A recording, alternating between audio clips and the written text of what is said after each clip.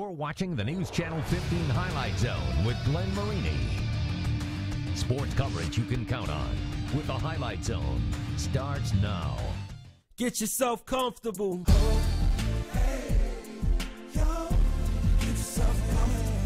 Get yourself all strapped in, I'ma be here for a while. The new face of rap, so I have a coke and a smile. The boy got game, I'm on a whole nother tier. When I come through like Jordan and ruin their careers. The man of the year, the next big hit. Sports ain't Jewish, but I keep the flame lit. I'm just... Find yourself a spot on the couch, grab an icy cool beverage, and as they just said, get yourself comfortable. Perhaps the biggest slate of hoops so far this season here on the Highlight Zone. Stars colliding out at Northrop for our game of the week, and that's where Joe Whalen was all night and has more. Joe? Glenn, next fall, Bryson Scott will make his way to West Lafayette. The fall after that, it's James Blackman Jr.'s turn. He'll be bouncing to Bloomington. Tonight, the future of the Gold and Black going up against the Cream and Crimson. Bishop Luers hooking up with Northrop. It's your Highlight Zone game of the week. Both the Knights and the Bruins 2-1 in SAC play. That's tied for second behind undefeated Concordia. Tonight, perhaps an elimination game in the SAC title race, and Bryson Scott playing like it in the first. He's got eyes for three, hoop in the arm. It's a 9-0 run for Northrop. James Blackman Jr., he's good at horse. Gets the floater roll, trying to keep his team in it. More from JBJ, trying to keep this thing close, showing the range. It's deadly, but the Bruins still lead. Then the Scott twins hijacked the rest of this highlight. Brenton Scott's spin cycle finished with the freshly laundered 2 in the lane. Bryson, meanwhile, running. Bryson getting down. 2 of his game-high 35 points, and then Brenton decided to join in the track meet as well. Scott twins combined for a cool 59 points. Northrop up 43-29 at the half. The Bruin Nation feeling good about themselves. More coming in the third. Back to Bryson. The Purdue commit 14 of 17 from the floor. Most of his baskets coming in that fashion. Blackman trying to hold it together for the Knights. He had 30, unfortunately on 8 of 23 shooting. But in the fourth, this one well in hand. Bryson Scott, a little insurance. Yeah, you can waive the deductible on that. Bruins win it big, 95-59. The key to the first half is stop James. Stop James and VJ. You know, there's some good basketball players, and, you know, if we stop them, you know, we can stop their team, and that was our key, and we did a pretty good job of that. Well, everyone has to sacrifice on the team for a team to be successful, and the twins sacrifice things. Brent and Bryson sacrificed playing with each other, but all our role players do too, but they also stepped up, played hard, and it shows. We can't be successful without all our core guys all playing that way. Northrop hosts Bishop Dwenger next Friday. Luers is at Blackhawk tomorrow, but hosts Wayne next Friday. And, Glenn, I think we can say that Northrop very much in the title race at this point. They looked like a championship team tonight. And the title chase just got way more interesting tonight, and we're going to show you why. Concordia actually came in, Joe, as you said, as the SAC leader, 3-0 in conference. Josh Engel's team facing always dangerous Northside. Picking up in the first quarter, Dwight Richards. He had 14 points in this game, and then it's Mr. Smooth, Sean McGee getting in, laying a little floater right there. Northside up by 4 after 1. Concordia going inside to Brian Grimaud, one of the best postmen in the SAC. He had 25. We're going to see Grimaud do it again. He gets the bucket here, but it's Northside winning. 66-58 to hand Concordia its first loss in SAC play. Wayne not out of the title, chased by any means. Generals came in 2-1 in conference. Wayne facing Dwenger.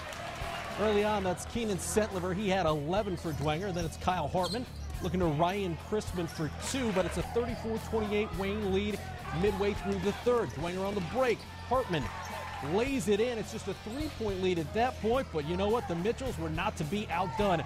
Jesus had 24 points. Wayne by 5. The Mitchell trio combined for 53. Wayne is now 3-1. They win at 66-59, so they're tied with Northrop and Concordia for that SAC lead. Don, how about this one? Southside and Snyder. South coming off a nice 11-point win over Canterbury earlier this week.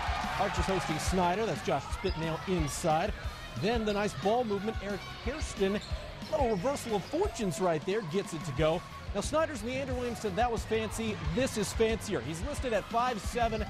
That's if you water him. He gets the bucket there. But Dion Williams comes up with the steal and the bucket. Devin Jones would hit the game-winning layup with 0.4 seconds left. Southside wins this one by 1, 71-70. In girls' play, Southside beat Snyder a couple weeks ago in the title game of the Holiday SAC tournament. Those games, however, don't mean anything in the regular season. Archers and Panthers both 3-0 in conference coming into the night, tied for that league lead. Pick it up in the third quarter. Brittany popped in it. Down low, you got to put 3 people on her to stop her. She had 20. South up by 3. Meredith Shipman, the Pilfer, the pair. The future Western Michigan Bronco had 14. That would lead Snyder, but Maria Moore beats the third quarter buzzer. Archers up by 4, heading into the fourth. In that fourth frame, Clopton with the putback. Southside takes an 11-point lead, and then you'll see DeJoya Johnson wide open down low. South takes control of the SAC title race, 51-44. It puts us in a great position to win the SAC as a title because, they were probably the hardest team out here, but we have to still play every team like this game. So it's just the fact that if we can execute from the turnovers they make, then that's everything that we need. South is at Northside next Friday. Snyder gets Concordia next Friday as well. Speaking of Concordia, the 3A number 10 Cadets, just a game out of first coming in. They were taking on Northside. First quarter, that's DeJour Young working the post, little rebound in the basket there. More from Concordia, Courtney Smith. What a season she's having. Down low for the layup, it was too easy. Kaylee Steller, though, for Northside, coming up with a short jumper off glass, but it's Cadets up 12-2 at that point. More Concordia, Young to Smith. Concordia wins 70-22. Luers ranked 12th in 2A. The Knights out at Northrop. The Knights up big at the half. Aaliyah Soare. She's been dangerous this season for the Bruins. Knocks down the jumper, but simply too much Luers tonight. Good ball movement. Easy two for Shayla Satoris. 43-28 in the third at that point, and then it's Aaron Butler going baseline, leaving it for Satoris. The hoop and the harm. Luers wins big, 71-44. Final stop in the SAC tonight, Dwenger at Wayne. Pick it up in the first quarter, I should say. Joey Stanford drives in for the 2. She scored 6 of the first 10 in this game. At the other end, Dwenger's Alyssa Gibson right there in the lane, putting it in. Joey Stanford, you're going to see her pop in a 3 for Wayne, but Dwenger, who was down double digits in this one, the Saints come all the way back to win it 46-43.